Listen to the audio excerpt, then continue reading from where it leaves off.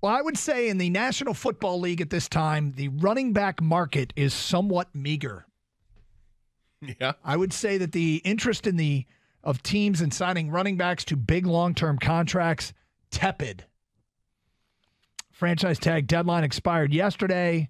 No deal agreed upon for 3 great running backs who get the franchise tag: Saquon Barkley, Josh Jacobs, and Tony Pollard of Dallas. Pollard has already signed his tag. He'll play with no protest. Jacobs and Barkley, they might hold out, and both have made no secret that is in play. Barkley will get a tag of $10.1 million, which is less than half than what elite wide receivers, offensive linemen, and some defensive positions make while playing under the franchise tag. Same thing for Josh Jacobs. So the question is, what can be done here? Or does anything get done? Should anything get done? Because the league has gotten to a point where they have accepted a shelf life for running backs, and the market has reflected it. Is this simple economics, or is this a problem? And as always, we ask, how does it impact us? I have a question. Tell me if you can answer this. When is the last time the Detroit Lions had a running back see a second contract? Wow. Like a legitimate set, like an upgrade over the first rookie contract.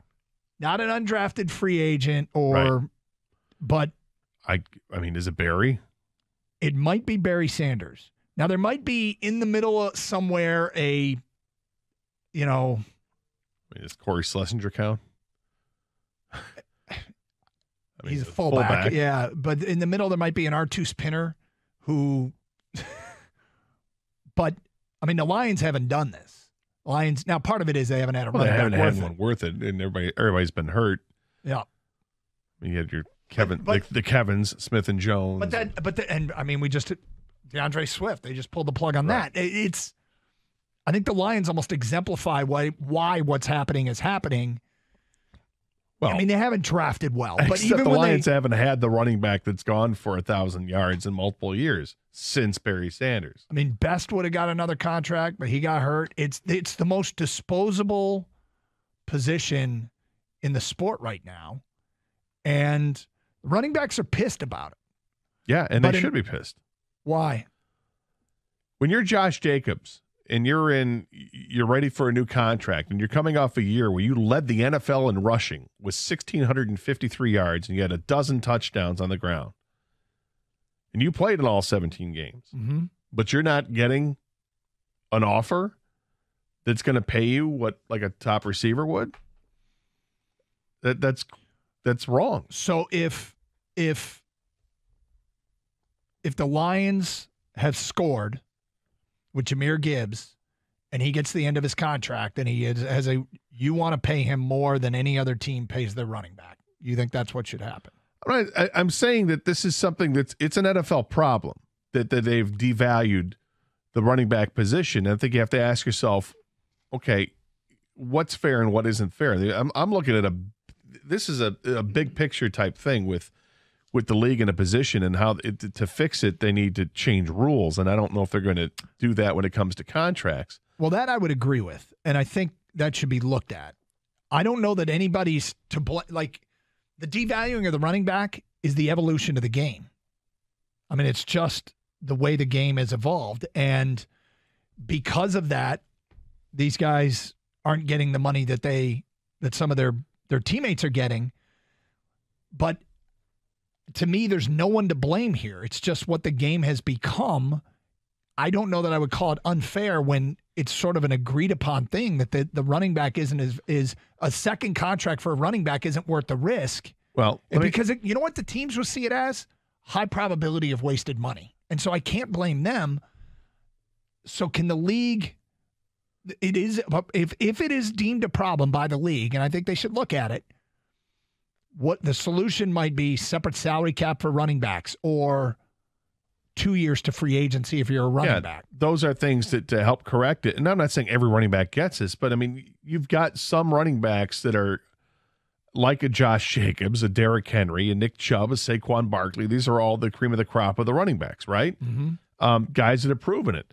And if they had a year where they were hurt, it's funny because it's like people look at that and say, well, you're done.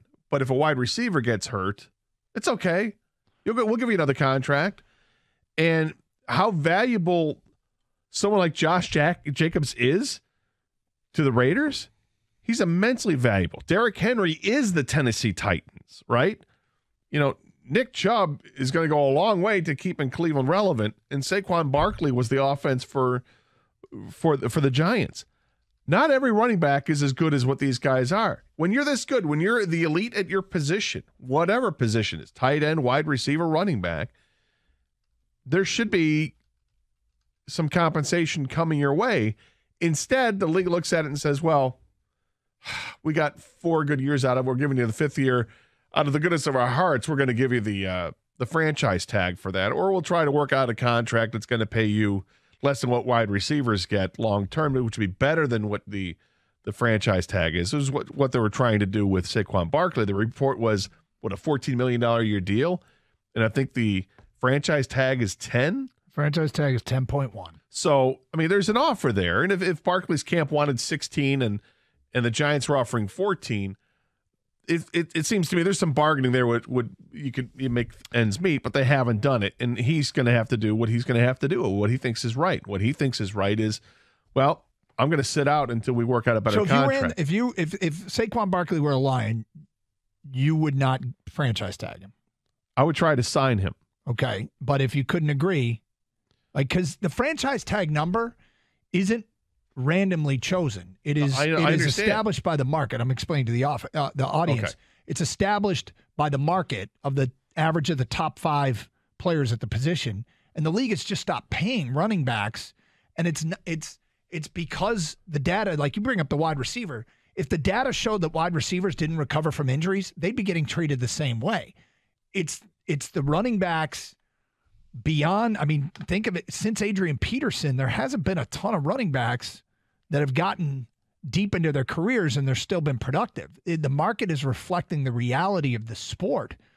And so I don't know what's fair or what isn't, because it's driven by the market. And so unless the league wants to change the rules, which I have no problem with, to look out for the running back, it is what it is, unfortunately for them. And I do wonder how many people will start steering their young player, away from the running back position because of this. If you're a kid, I think it'd be foolish to choose your position when you're a kid or in high school based upon your NFL opportunities, because so few people make it there. But yeah, I think the NFL needs to take a much closer look at this and do something that's more fair for running backs. And I think the easy thing to do, and it's not easy, but I think it's let them get to free agency sooner. Waiting to get to free agency 5 years into your career as a running back, you're nearing the end of your career. That's not worth it.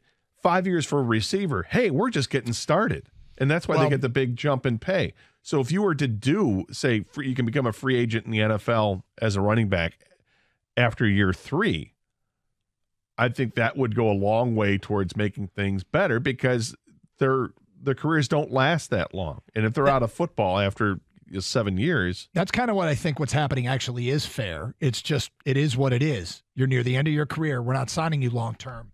But if you want to address it, it's exactly what you said. It's to let him get to free agency sooner. Yeah, and I think when you see running backs come out in support, when you have Derrick Henry or Austin Eckler come out and say that this is wrong, I think it shouldn't fall on deaf ears. It needs to be fixed. It is what it is, right? Because but it's barbaric to look at it and say it is what it is. Football's always been barbaric. I will say, I disagree with you a little bit on their last point.